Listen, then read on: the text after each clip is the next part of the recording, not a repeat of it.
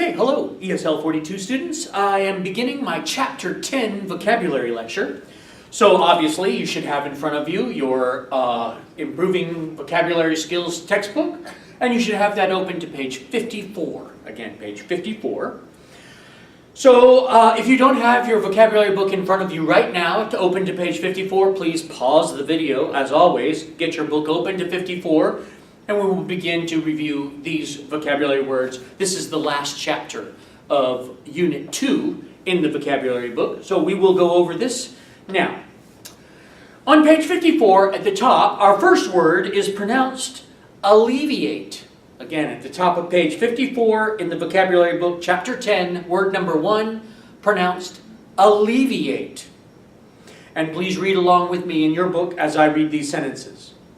To alleviate his loneliness, the widower moved closer to his daughter and her family.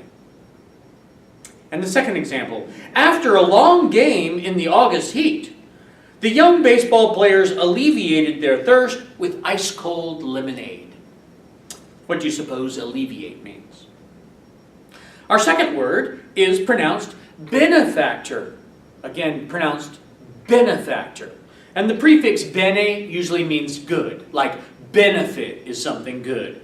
And this word, benefactor. Let's look at the examples. The Second Street Bank is a longtime benefactor of the arts. This year, it will sponsor a series of free jazz concerts in the parks. The second example.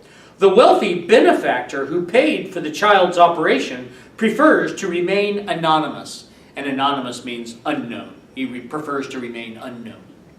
So what do you think a benefactor is?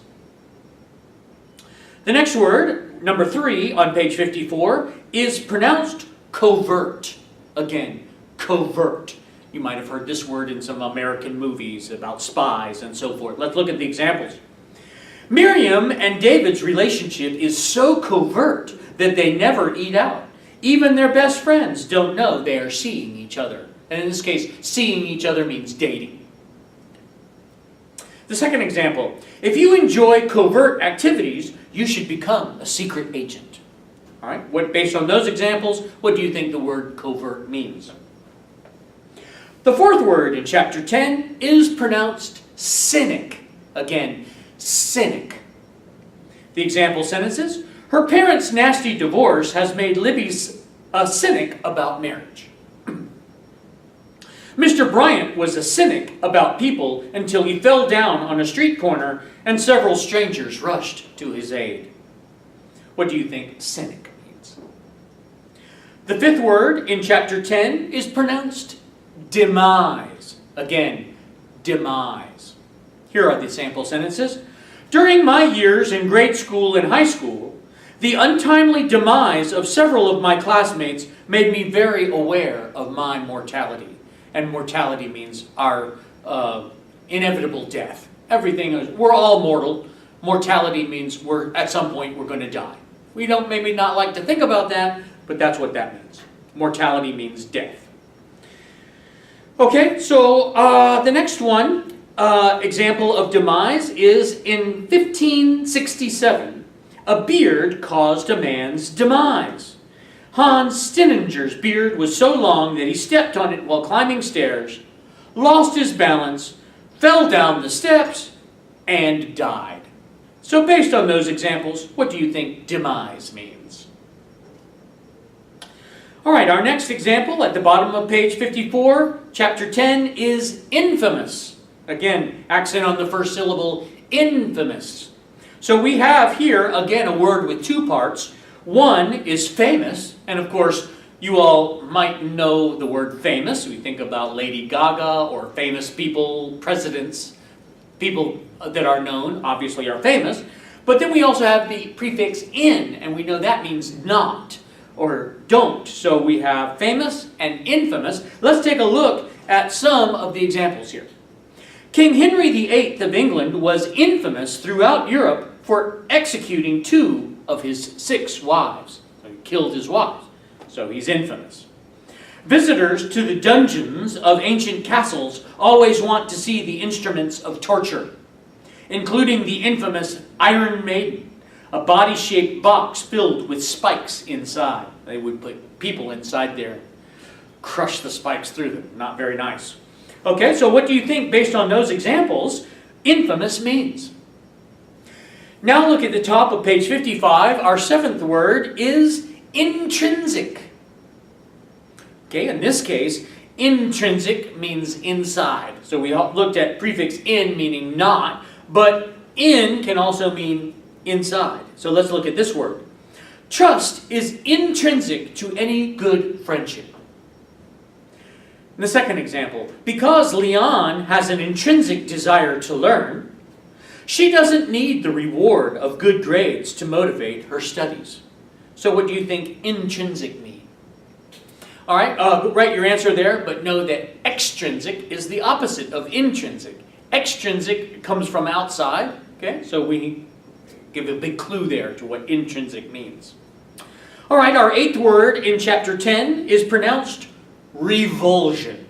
Again, it's pronounced revulsion. Here are the example sentences. Whenever I read about child abuse in the newspaper, I'm filled with such revulsion that I often cannot finish reading the article, When Sharon met the man who had cheated her father, she was overcome with revulsion. So what do you think, based on those examples, revulsion means? Our ninth word in chapter 10 is pronounced speculate. Again, speculate. The first example, it's interesting to speculate how history might have been different if Abraham Lincoln had lived a few years longer. And the second example. The therapist asked Cassie to speculate about what might happen if she told Leon her true feelings. Based on those examples, what do you think speculate means? Our last word in chapter 10, and in fact the last word that will be in our Unit 2 test, is pronounced virile. Again, that 10th word is pronounced virile. Here are the examples. Men who are unsure about their masculinity sometimes try to prove that they are virile by being overly aggressive. Okay, masculinity has to do with being a man, as opposed to femininity, which has to do with being a woman. So here, masculinity, manly. Okay, the second example. When a male heron, and a heron is a type of bird, when a male heron stamps his feet and sticks his neck out, then drops his neck and says, buzz plop, plop buzz, the female finds him very virile. In fact, that behavior is how the male attracts a mate. I didn't do a good job of reading that sentence there, but it says, when a male heron stamps his feet and sticks his neck out, then drops his head and says, plop buzz, the female finds him very virile. In fact, that behavior is how the male attracts a mate. There, I did a better job of reading that sentence. Okay, so now you have to pick the meaning of the word virile, and I would like you to complete matching words with definitions and all the rest of the exercises here in chapter 10 up to page 57. So go ahead and complete these 2 pages, complete the next 2 pages, 56 and 57, and we'll review those answers when we come to our next class. Okay? Thank you. That completes our chapter 10 video lecture for vocabulary.